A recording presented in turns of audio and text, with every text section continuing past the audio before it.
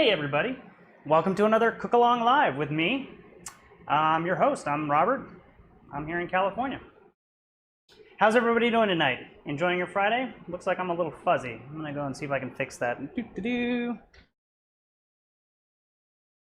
me just zoom that a little bit like so, and we'll take another look. Good enough.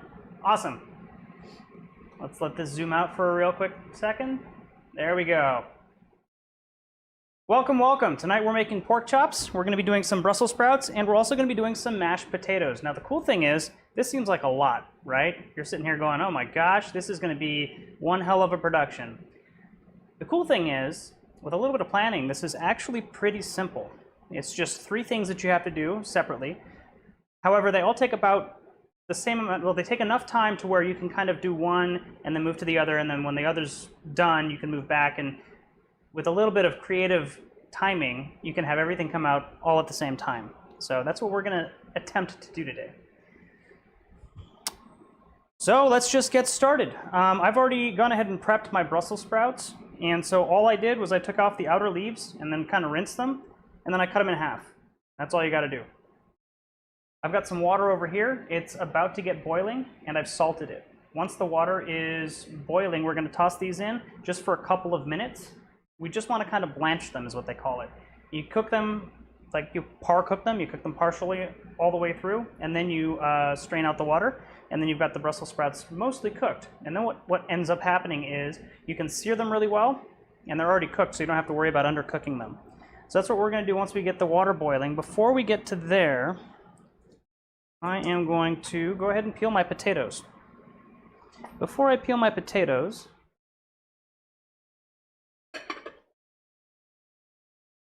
I'm going to grab a bowl and fill it with water.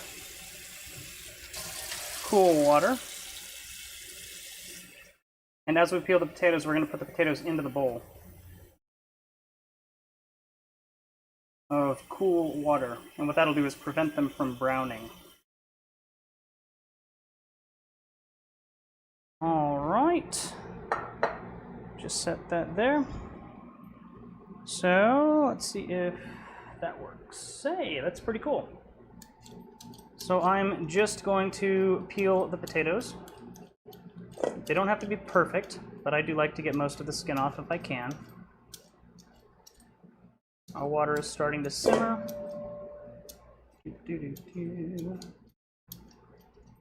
How is everybody doing today? You guys have a good week? Still sheltering in place, I imagine? I've had a pretty good week. Those of you who follow me on Facebook know that I just transitioned into a new role over at Keller Williams. I'm still a real estate agent, so I'm still selling. Yet now I'm also helping train the agents. It's a really awesome role in leadership, which is awesome. You know, moving up in the world, which is something that I've wanted to do. I love training people, as you can tell since I'm doing these cook-alongs. I think it's a lot of fun to help people realize their potential and kind of figure out what they're doing. Somebody type something so that I know that the chat is working. We're going to get that down to high,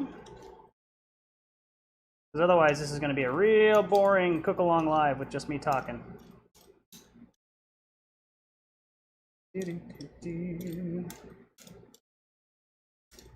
So some people do like their skins on their mashed potatoes. If you do, don't peel these as much. Just leave, I don't know, maybe a quarter of the skin back on the potato, and then when you mash them, it'll be nicely incorporated. If you don't like the skins, if you'd like a smoother potato, kind of like me, go ahead and peel off as much as you can. A little bit of skin's not going to hurt you. Now the type of potato that we're using is a Yukon Gold, and the reason that we're using Yukon Golds, somebody texted me and I can't see my phone, so let me see what that says. 2 seconds while I check my Facebook messages and see if somebody's telling me, no, I cannot hear you. Chat is not working. All right. So at least we figured that out. That's super annoying. So what we will do is I am going to this. Put over here. And I'll just focus on Facebook chat today.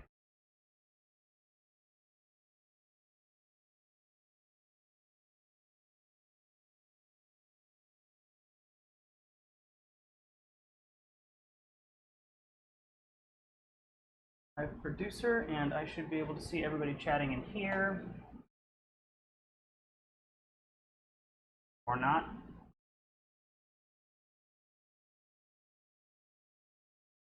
So I use a program called Restream, and what it lets me do is it lets me stream to like YouTube, Facebook, and Twitch all at the same time. The problem is, looks like their Facebook chat is not working today, or their chat at all is not working, which is not fun. See,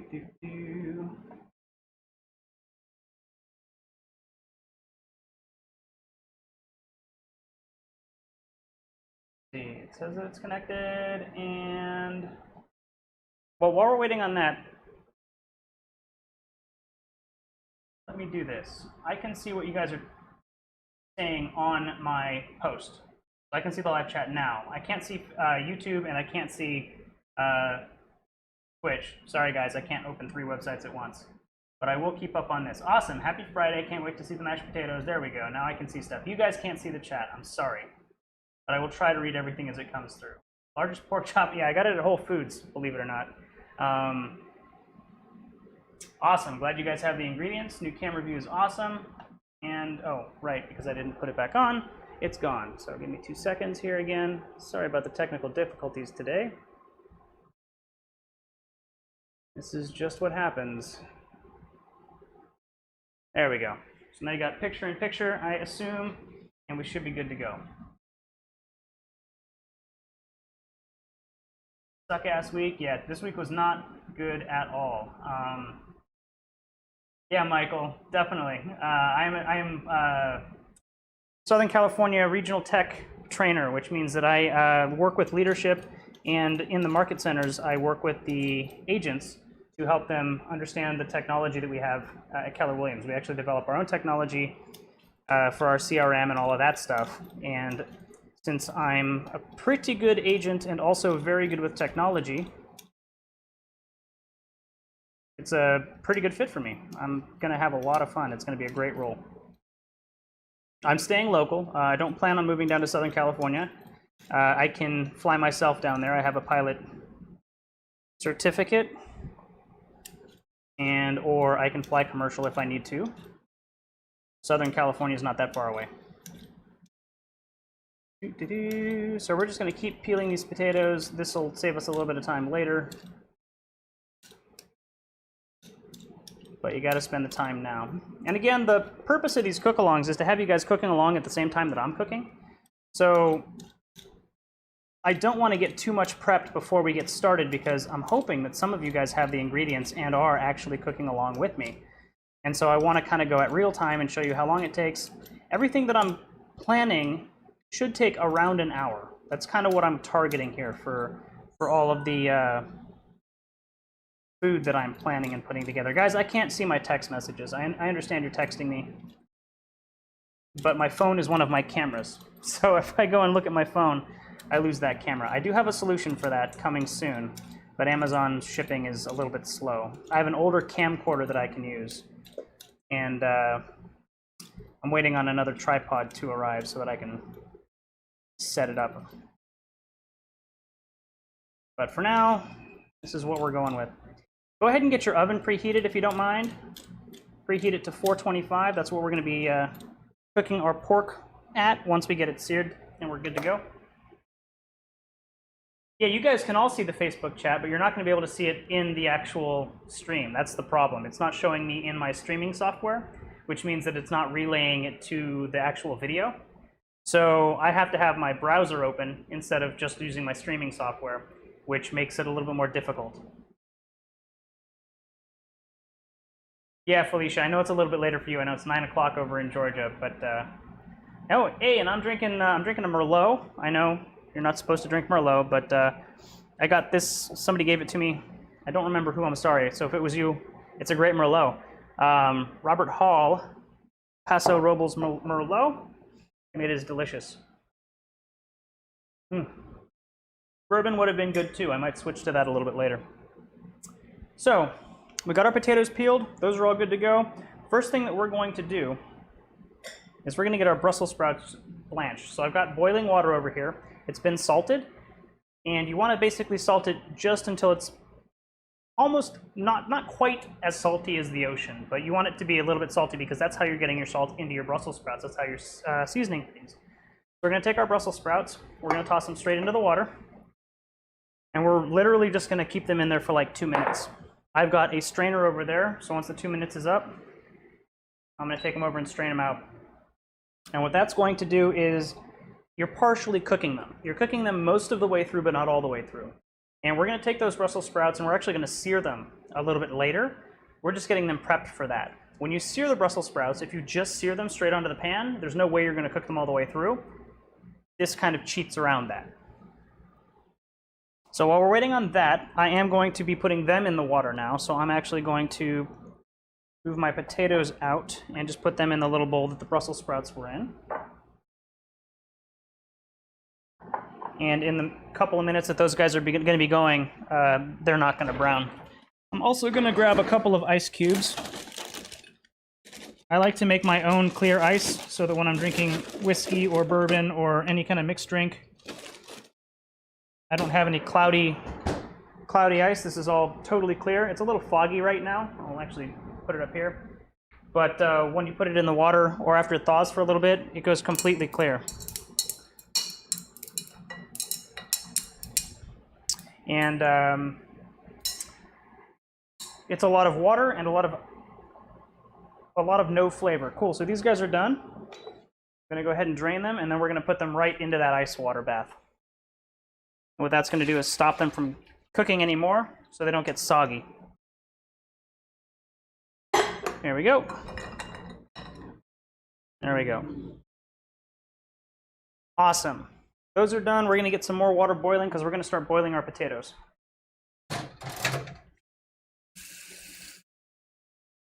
Now, pro tip, when you're making potatoes and you're boiling them, put them in the pan first.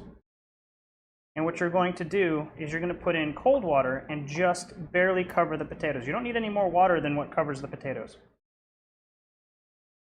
And the reason I put water in the pan first is so I don't scorch the bottom of the potatoes because it's hot. It just had boiling water in it. There we go. Just covering the potatoes. Back on the burner.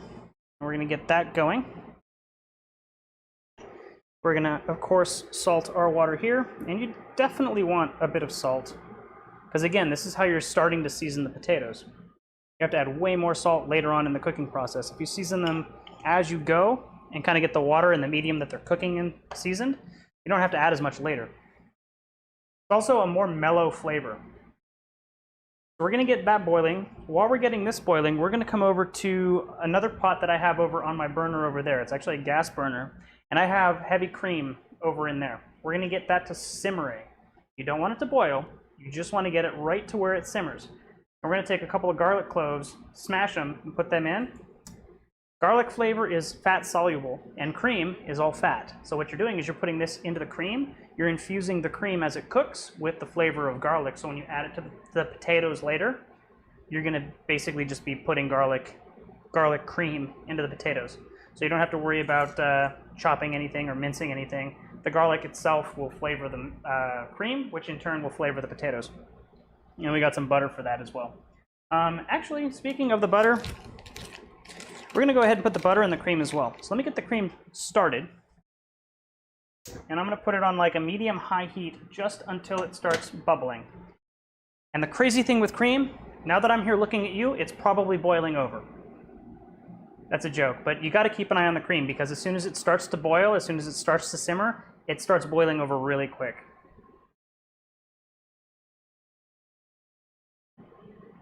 You know what? I don't know if this is a 2-pound. I think it might be like, I think they were each a pound, to be honest with you, or maybe a little bit over, because it was, I paid just a little bit over what it was I basically paid double what it was per pound. So I think each one is like a pound and a quarter. And you want about, let's see, let's do 2 to 3 tablespoons of butter.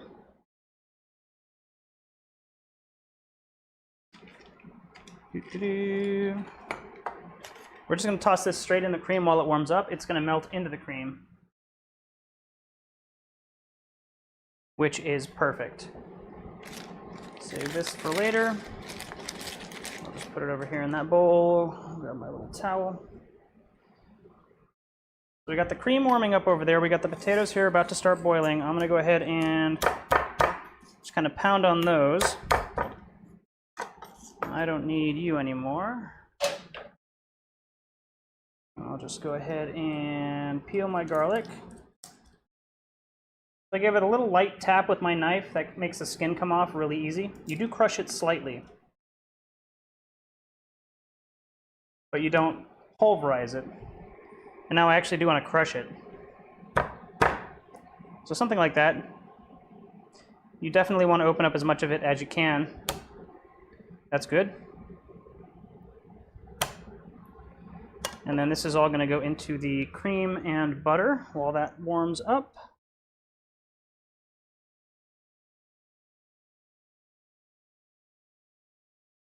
All right, good.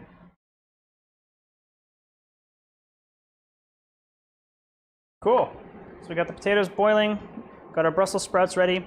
What we're going to do with the Brussels sprouts is we're going to actually pull them out of the water now. The point of the cold ice water was to make them stop cooking. If you just boiled them and just put them on the work surface, there's still enough residual heat in the Brussels sprout that it's going to cook more and get kind of mushy. So what we're going to do is we're just going to pull them out of the water. You want to kind of pat them down a little bit, like upside down like this basically, over the water, just to get any water out, any extra water out of the little cabbage looking leaf layers.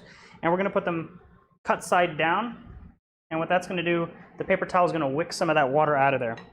Remember, in one of the other cooking videos that we did, water is the enemy of a good color on whatever you're trying to sear because it creates steam, and the steam creates a barrier between the food and the hot surface. So you want to get these pretty dry. And the paper towel is going to help a lot with that. Potatoes are boiling. You do not want this to boil. You actually want to turn this down to a simmer as well. Whether it's simmering or whether it's boiling, the water is still at 100 degrees Celsius. And it's going to cook the potato all the way through. If you have too much agitation, the potatoes are going to start kind of falling apart when they get cooked. We don't want that. Potatoes are going to cook for about 15-20 minutes. These are small baby potatoes, so they're going to cook pretty quick compared to like a full potato. That's part of the reason that we're using the Yukon Golds or the small gold potatoes. The other reason is they are a more waxy potato, less starchy. So your potatoes are going to be more creamy and less gloopy. There we go. I'll just get these guys good, and I don't have enough room, so sacrificial Brussels sprout. 2 of them are sacrificial. They're good. Cool. So that towel kind of wick the water out. While we're waiting on that, I'm going to move my pork chop, and we're going to start chopping our shallot. Shallot's going to go into the Brussels sprouts. And for that many Brussels sprouts, I probably want that guy. Got a couple more shallots for later. You're still going a little too rough, buddy. Calm down. Calm down a little bit more.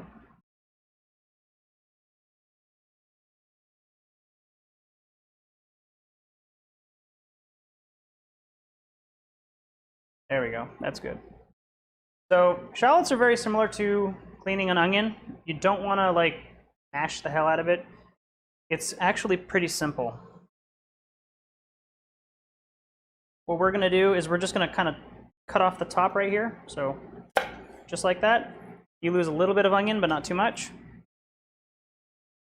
And from here, we're just going to kind of cut it right down the middle. Like so. Grab all the papery skin, and then we're just going to peel. I like to peel the first layer off because it also pulls the skin off, and it's way easier than trying to separate the dry skin from the first layer. And usually the first layer has some kind of unwanted bits on it anyway. So it's just a really quick, easy way to get that outer layer of skin off. Now for this guy, this one is the more bulbous one. This is the one that's a little bit more tall than it is long. We're going to cut down the length of this once, and I guess I'll do it again. Not all the way through, you want to keep it together. And from here, we're going to cut vertically down it 2 or 3 times. We're going to get nice little cubed pieces of shallot. And then that's our waist. Same thing with this one. This one here is already thin. We don't need to do any of the horizontal cuts. We're just going to cut down vertically. And we want these to be chunky. You don't want this to be like super fine because we're going to be cooking it in a pan with a bunch of other stuff. You don't want it to like fall apart on you. So I'm looking at like quarter inch to ½ inch slices. And there we go. Again, that's the only waste you have. Go ahead and get that cut off. That is Kerrygold butter. Yes, yes it is. I love Kerrygold. I think it's delicious. So creamy.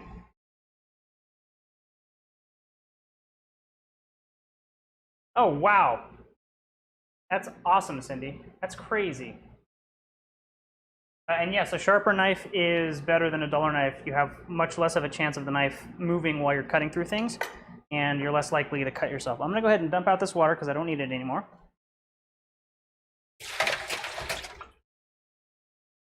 And I'll just set him right there. I'm going to grab a couple more cloves of garlic, and I'm over here looking at my cream. The butter's melted. The cream is starting to get bubbly. Don't want to forget about him. Don't you forget about cream. While you're not looking, it's bubbling all over the counter, baby. Okay, so we're going to take our garlic here. And this one here, we're going to do the same thing that we did with the shallots. We're going to just chop it up into cubes. You don't need to make it super small. We're going to be sautéing all of this. And if you cut the garlic too small, it's going to burn. You don't want to burn the garlic. If you do make it small, just make sure you put it in like right at the end, right before you put the rest, like the Brussels sprouts in. But I want nice chunky garlic in this. Same thing with the shallots. I kind of try and find the flat side. There might be 2 flat sides. There might only be the 1 flat side. I put it down on the flat side. I make 1 horizontal cut. And then I'll make a couple of vertical cuts. Again, I'm going for like, I don't know, maybe 1/8 of an inch for the garlic. And then same thing, I'm just gonna cut this way. Always throw away the little woody bit. I guess you don't have to, but I always do. And then same thing with this one. We've got our it kind of looks like a V, I guess, if you kind of like come down to it. I'm just gonna pick a side. This one's a little bit thicker, so I'm going to add 2 cuts. And then a couple of vertical cuts here. Same thing. Chop, chop, chop. Just get as much of the garlic off as you can. This is all going to be part of our Brussels sprouts.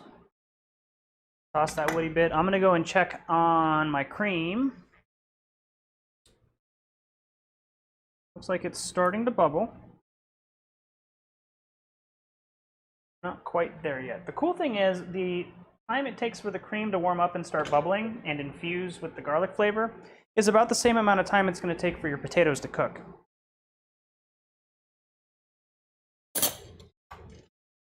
And you might also be wondering, well, you know, why are you cooking the cream? Why don't you just like mash the butter up or garlic press it directly into the potatoes? You're going to get a sharper garlic flavor if you do it that way. And if you put cold cream into hot potatoes, you're cooling down the whole dish. If you're warming up the cream, and while you're warming up the cream and infusing it with garlic flavor, you're going to get a much subtler garlic flavor, which is almost a little bit sweet, really tasty. And when you're adding hot cream to hot potato, you're not cooling down the potato. So everything stays nice. I'm going to give this a real quick stir. Cream is one of those things that, you know, as you cook it, it kind of forms a little bit of a film on top. So by stirring it, you break up that film. And you help some of the moisture, the water moisture, escape. I'll leave that spoon over here. That is looking delicious. I'm going to check my potatoes. Easiest way to check your potatoes and see how well they're cooked. Insert a knife. And when it goes through very easily with just the weight of the knife, it's done. And I made a mistake. I actually wanted to start my pork chop, and I didn't. So here's what we're going to do. We are going to grab the lid of this guy, cover it, and we're going to move him off to the side here for a second because it's not going to take very long to get our pork seared. We're going to turn this on high, and we're going to grab our olive oil. Oh, my olive oil is already out. How convenient.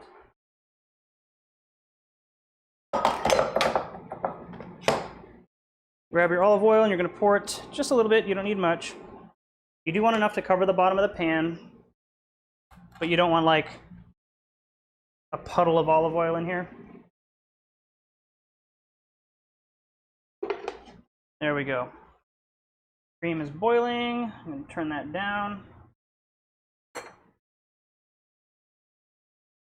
And I just want this to simmer and keep simmering.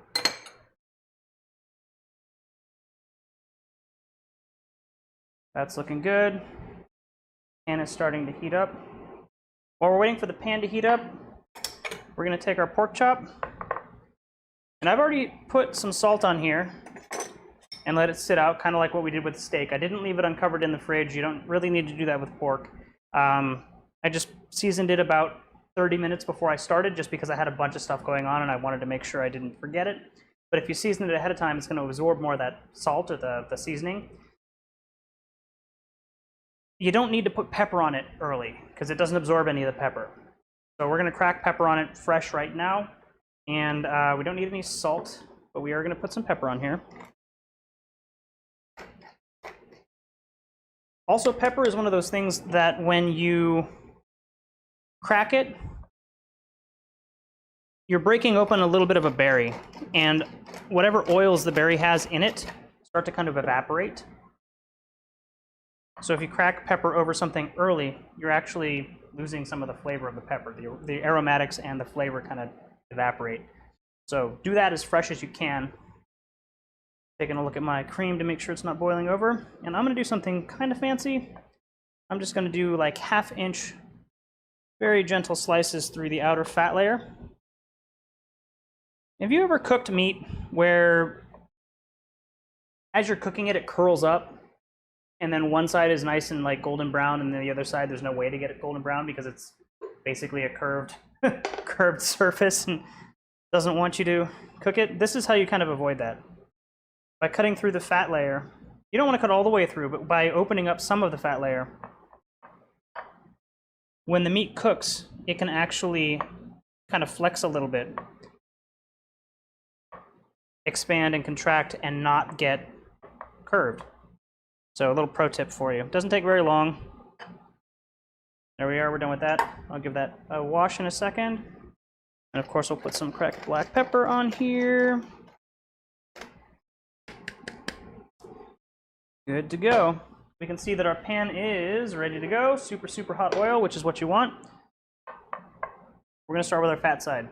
Fat side down first. And just start with the top. And make sure you get that sizzling.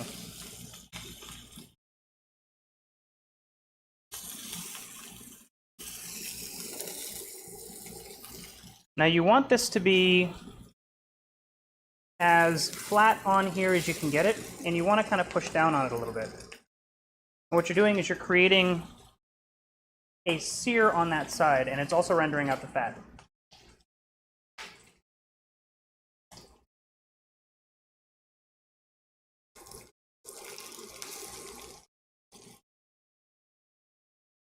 This isn't going to take too long.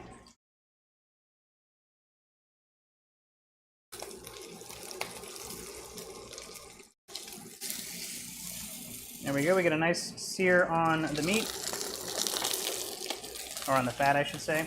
So now we're going to roll it over a little bit and get another sear on this side.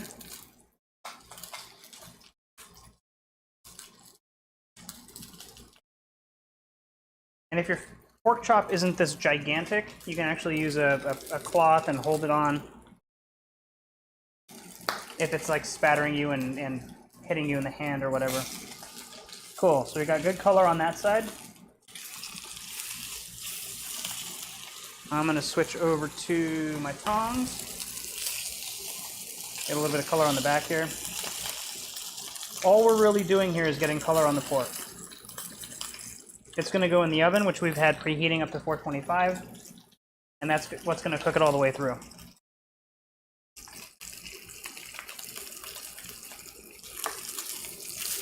All right, there we go. Slide one down.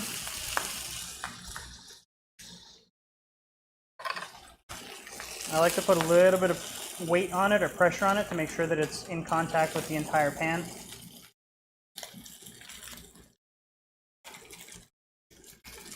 And we're just going to do like 1 or 2 minutes per side.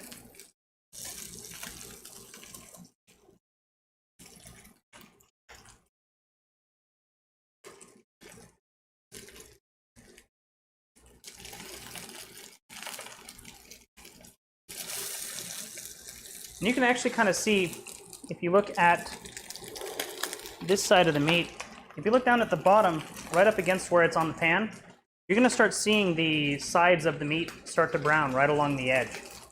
And that's when you know that that side is more or less brown, and you can flip it.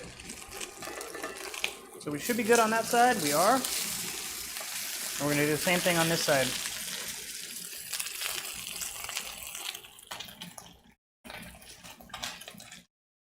And you'll notice my pork isn't curling. If you get a super thin piece of pork, you might still have that curl effect. There's not really much you can do about that if it's a really thin piece of pork. But cutting the fat does help. And then putting pressure on it, or just making sure that it's always in contact with the pan. That's how you get the nice uniform searing. All right. Bottom of this guy is looking a little bit seared. Let's flip him.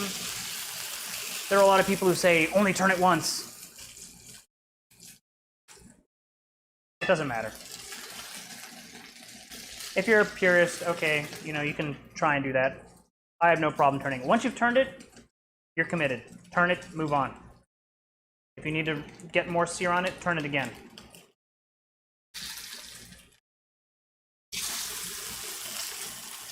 All right, there we go. Now, you can take this whole pan and toss it in the oven. I'm not going to do that. And the reason I'm not going to do that is because I have a cool little tray that I'm going to transfer this to. Looks good, and then this whole thing is going to go in the oven. And what I'm going to do is I am going to use all of the stuff that's here left over from the pork to sear my Brussels sprouts, but we're not there yet. We'll get there in a second. Move this over here. We'll go back to our potatoes. All right. We're going to get this boiling, and then we're going to take the top off and let it simmer. Still pretty warm, which is good. They actually might have cooked through. Let's check on that. Nope, still a little resistance. We're gonna let those guys go. Just a little bit. Move this stuff off. Wash my hands, open a window because I got smoke all through my house. I'm surprised my smoke alarm's not going off, to be honest with you. Oh, there we go. But you know, that's the fun of cooking at home. Wash our hands, wash our knife.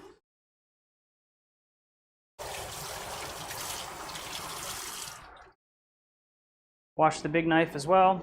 All right, you're going. And then we're gonna get you down so that you're simmering again. Perfect.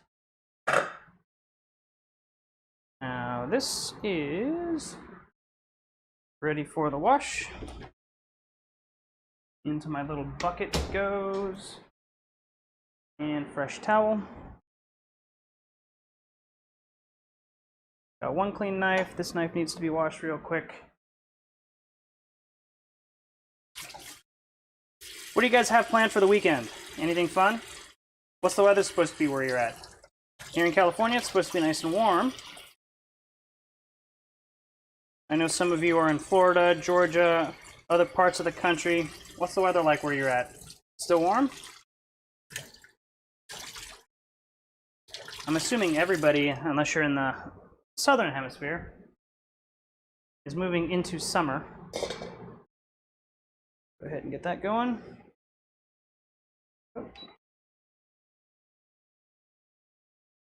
Boiling again.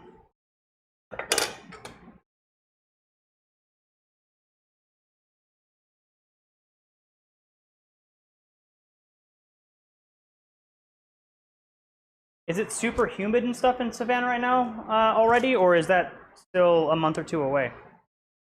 I remember that as soon as it got humid over there, I used to hate it. Above 99. Yeah, you guys were saying it was 109 the other day? The other thing for the Brussels sprouts, we got the Brussels sprouts, we got shallots, we got garlic. We're also going to be using pancetta. If you have bacon, you can use bacon. Pancetta gives you a little bit bigger chunks, so I like it a little bit better. And I got the pre-cut because I couldn't find a block. Usually I like to actually cut my own and make like half-inch cubes, really big chunks of pancetta to go with the Brussels sprouts. Wasn't able to do that. Wasn't able to find pancetta to take care of that. So unfortunately, I just got to go with what I got. That's kind of part of the fun of cooking, is you get to go with the flow. Something doesn't work, what is wrong with you? You just got to adapt. We are getting there. Everyone except for that really big one in the middle is pretty much done. We're going to do the same thing with the potatoes, except we're not going to, the same thing that we did with the Brussels sprouts with the potatoes. We're going to strain them, get all the water out. We are not going to put them in an ice bath. You actually want them to go right back into the hot pot, because what happens is the potatoes actually continue to steam, and that steam helps evaporate the moisture and dry them out. That's what you want when you're making the mashed potatoes. So we put our pork chop in there. We're going to be getting the mashed potatoes more or less ready to go. And all of this is about to start coming together. And here's where the magic happens. Once that center one is done, we're going to move forward on that. Brussels sprouts are ready to go. We're going to move the pan back over here, and we will get cooking. You're being really strange today, dude.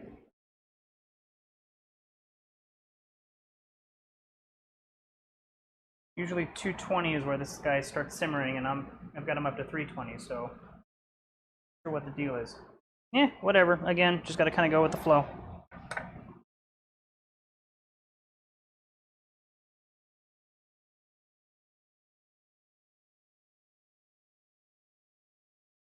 Huge pool party. Yeah, right. Oh, awesome. Zoom hanging.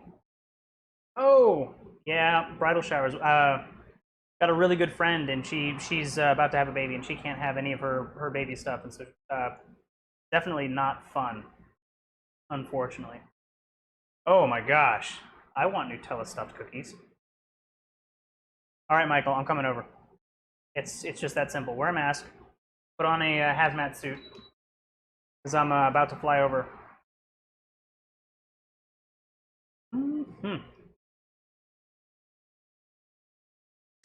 Check on that potato, and he is good to go. So again, I'm basically just going to take this. We're going over to the sink. These are just getting drained really quickly in a colander. And once all the water's done, they're going right back into the pot. I'm leaving the pot open, and I'm just going to let these guys hang out and dry out. I want them to steam. I want them to dry out. And I'll put them right there. Yes, I know. Now I'm going to go grab my pan that I cooked the pork in. And I'm going to get out some of that excess oil. For that, I will use a little mason jar that I have here.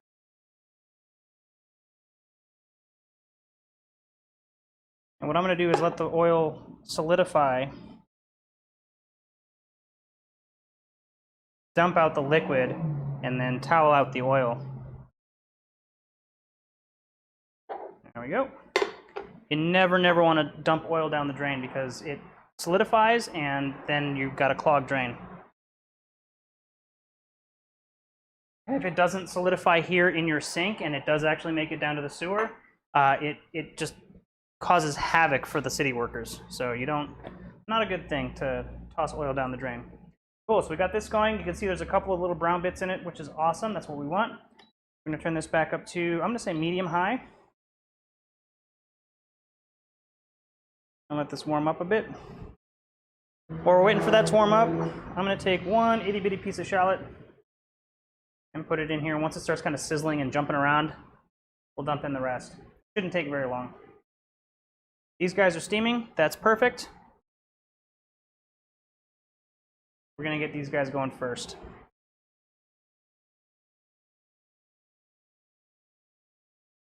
Now I'm going to take all of my Brussels off of the paper towel. You'll notice that the paper towel is now completely soaked through. And the Brussels sprouts still have a little bit of water on them, but they're not dripping wet, which is exactly, you don't want them dripping wet. We're just going to put them on the cutting board, and now we're going to do cut side up.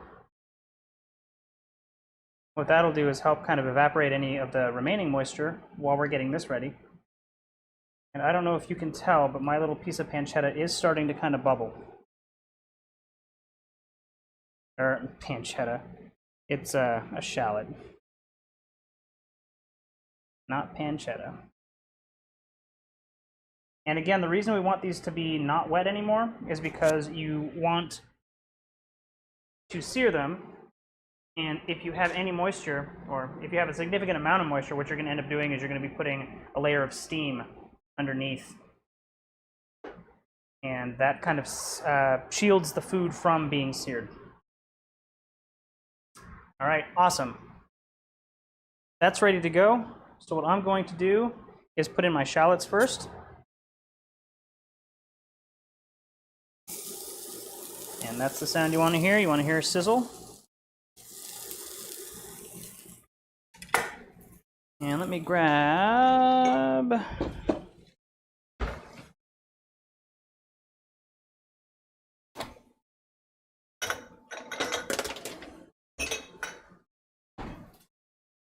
spatula.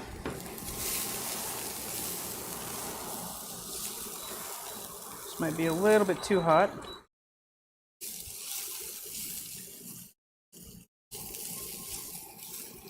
And what this is doing, what the onions are doing, the onions are actually kind of acidic. So all of the little burned bits on the bottom of the pork that you had in here are going to be coming up, and they're actually going to be flavoring the onions, which is a neat little trick.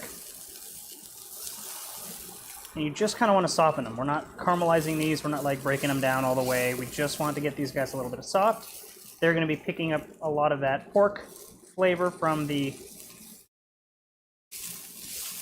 chop that we had in here earlier.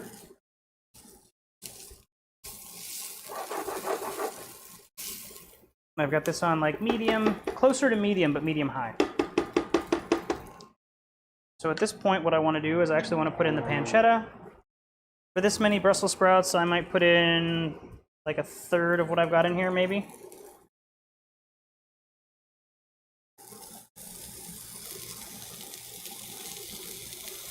All right, so maybe I used half. Oops.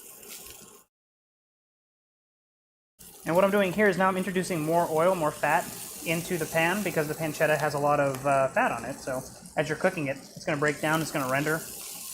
You're going to get more of that bacony flavor. So you're almost layering pork flavor on top of pork flavor, which makes these Brussels sprouts super good if you're making them with pork. And we're just going to kind of keep the pan moving. You don't need a lot of heat here. You're just trying to break things down. You're not trying to like burn everything.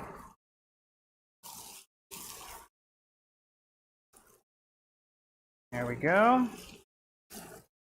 I'm going to let those kind of cook for just a second. Now my potatoes are still steaming, and you'll notice that they're drying out quite a bit, which is good. I'm not mashing them yet because as soon as I mash them, they're going to start losing all of their heat. As a potato, as a unit, it's holding on to all that heat. It's drying out. Once I mash those down, all the heat starts coming out. And so our boiling cream mixture over there is going to help with that. It's going to bring back some heat. You don't want to start mashing those too early.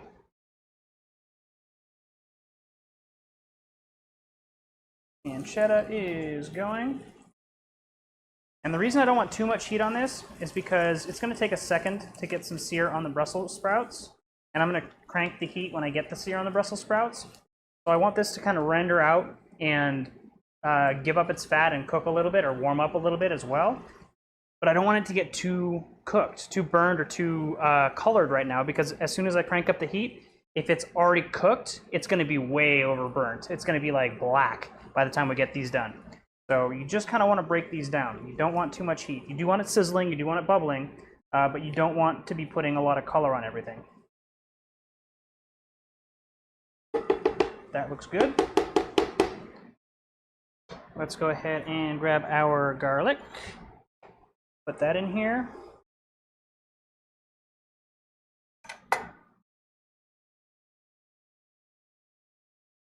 I'll put in a little bit more heat on this after adding the garlic.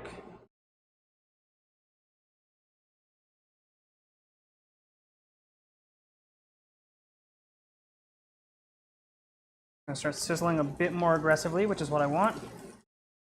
And I'm really just going to keep the garlic in here for like maybe a minute and a half, 2 minutes at the most, just to kind of soften it, get some of the flavor infused into the oil that's in there. Then we're going to add our Brussels.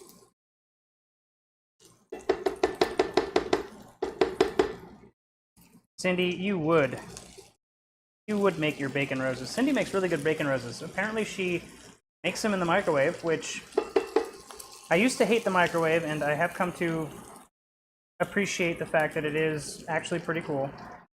I will still always cook over microwaving something, yet you can make really good bacon in the microwave. And she makes bacon roses where I think she rolls them in parchment paper, puts them in the microwave to cook them, and they come out nice and crispy, nice and well cooked. I haven't tried it yet, but it might be coming soon. I'm going to basically clump this all up into the middle as much as I can and just kind of create a little mound like this. And what I'm going to be doing is putting my Brussels sprouts around the outside. These are going to be still kind of leaching their oil out, and they're going to be keeping the Brussels sprouts moist or oiled and ready to go. And then what I like to do is I like to lay it out in a clockwise pattern. I start at 12 o'clock, first Brussels sprout in, make sure that it's down and flat, second one, third one, and what's going to happen is when it's time to start flipping these to make sure that they're browned or crispy, I know exactly which one I put in first. So I know exactly which one to start with. And there's some kind of party going on outside now. I don't know if you guys can hear that, but there's a motorcycle and someone's blaring music. I live on a really fun street. So see, at this point, you'll notice that my bacon is starting to kind of crisp up a little bit. And that's why we didn't cook it very high to begin with. Because once this starts happening, your bacon is going to start really, really cooking fast. I'm going to make a little bit of room. Put in a couple more sprouts. There we go. Now I'm going to just kind of try to keep this kind of moving around, but it's really, really difficult. Turn this back down to like medium-high. Now another thing, if these were completely wet Brussels sprouts and I put them in here, this whole pan would have been spattering all over the place and spitting oil everywhere because oil and water don't mix, and when you have hot oil and hot water, again, you're like instantly vaporizing the water. So what happens is you get that pop, and as it vaporizes, it sends oil everywhere.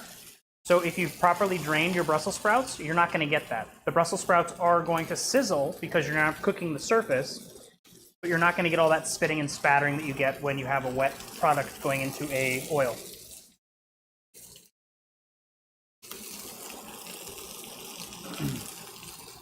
I have no idea, Felicia. You know, my neighborhood, who knows what's going on out there? I assume everybody is practicing social distancing. And that's the best I can do. So I'm gonna use my tongs and I'm gonna flip over my first Brussels sprout and see what it looks like. And so that's kind of what it looks like. So if that's the color you like, you're done. If you want it to get a little bit more brown, you're gonna let it cook a little bit more. And you'll notice that my bacon is starting to kind of burn. So we can just kind of mix it up a little bit because we're not very far off on those sprouts.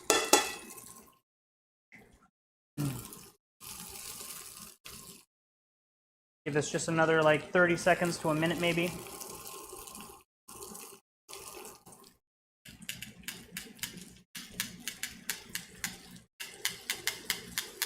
It's a law that if you pick up a pair of tongs, you got to put them together. Just a thing. All right, I'm happy with that. So I'm going to flip over my Brussels sprouts. And if you kind of go at the same cadence that you put them in at, they're all going to be cooked at about the same color. And we already parboiled these guys, so we know that they're cooked through. If you are short for time and you aren't able to parboil them, what you could do at this point, if you have a lid for your cooking utensil, pour a little bit of water, like maybe a quarter cup of water right in the middle, and cover it with a lid, and you'll actually like insta-steam them. The problem with that is a lot of times the crust on your Brussels sprouts will kind of like go away. It won't be crispy anymore. There we go. Got some good looking Brussels sprouts here. And our sprouts are basically done.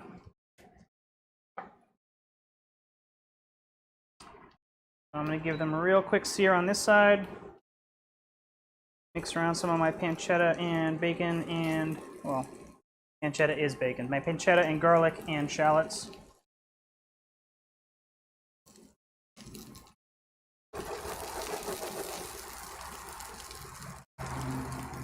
And all I'm doing is trying to put a little bit of a sear on the outside just to make them kind of like crispy, I guess. Another way that you could do this is you could actually cook all of the bacon and stuff first, take it out of the pot, and then after you take it out of the pot, or the pan, sear all your Brussels sprouts and then put all the bacon and stuff back in. You don't have to do that, but that's one way to keep what you cooked as far as the bacon and everything clean and separate, and then cook all the Brussels sprouts, and then everything's cooked the way you want it. Now I'm just going to kind of mix these guys together.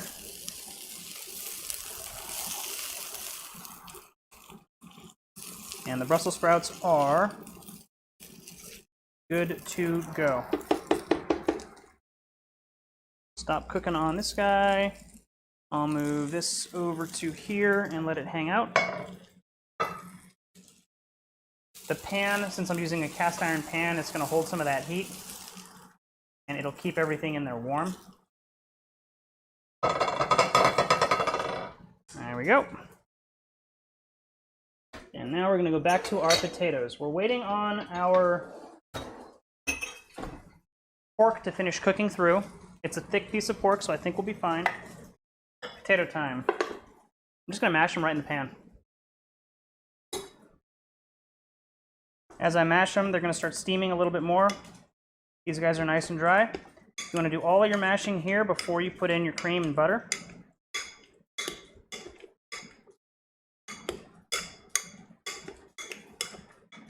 All right.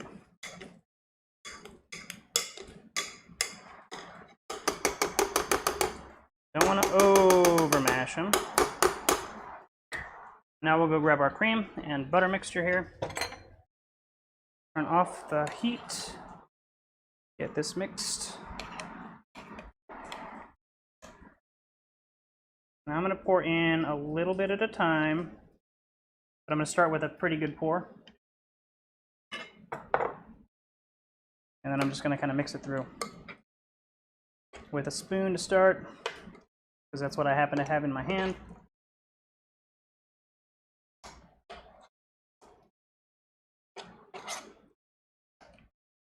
There we go.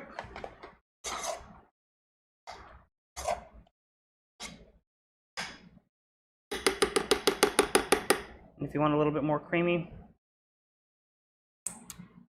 you can add more cream mixture. And you can also use your masher to go through one more time, like so.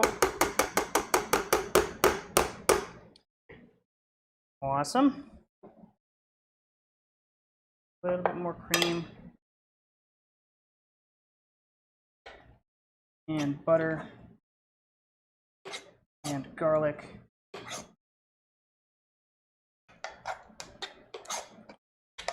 There we go. Nice creamy whipped mashed potatoes. That's how I like my mashed potato. Taste. Subtle garlic flavor. Very tasty. Needs a bit of salt.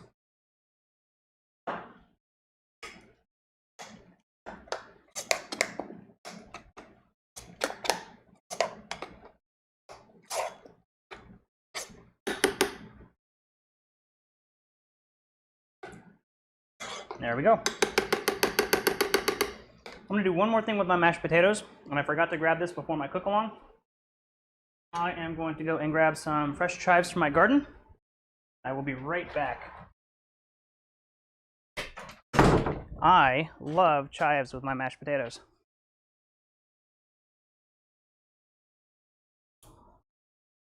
So, I am going to cut some of these guys.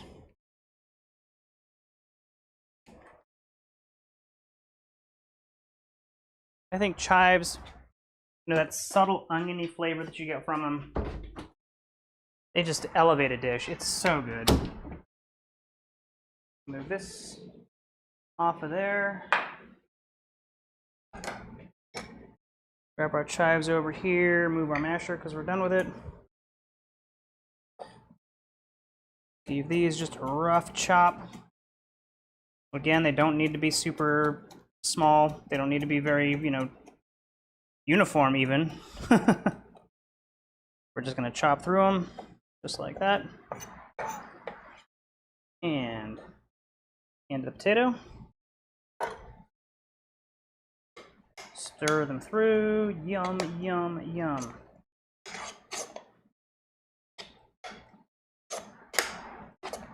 All right. Oh.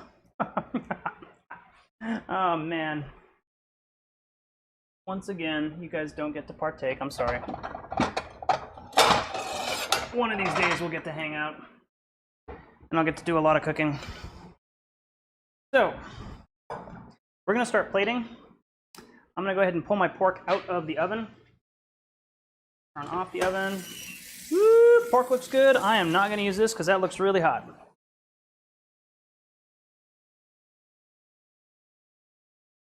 Ooh, yeah. That's a pork chop. That's not a pork chop. This is a pork chop.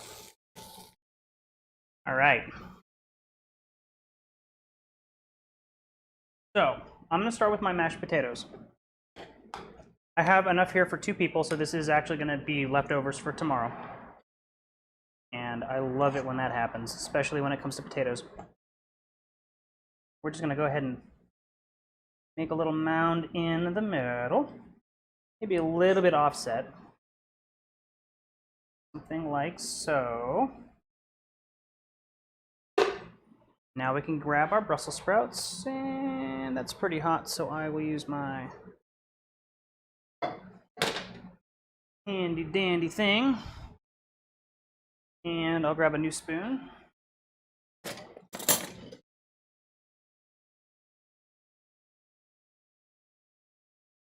And what I want to do,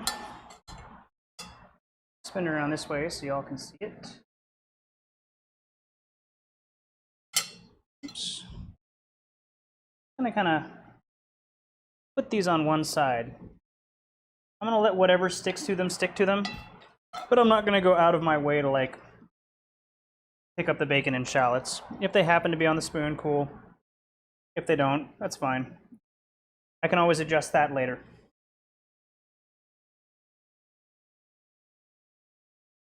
There we are. Put the nice burned one over there because that always looks good. The cool thing about these Brussels sprouts is they are not mushy. If you've ever had Brussels sprouts that you don't like because they're just mushy and kind of gross, these are the exact opposite of that. They're firm, a little bit al dente, like they're soft, but they're not mushy. Here's our generous helping of Brussels sprouts. So see, now I can actually come in here and grab some of this bacon, the pancetta and the shallots and the garlic. I can just kind of top right over, like so. And I'm going to be cheeky and put some on my mashed potatoes as well. Good. I'm going to kind of do this, and I'm going to show you why in just a second. Push these guys this way.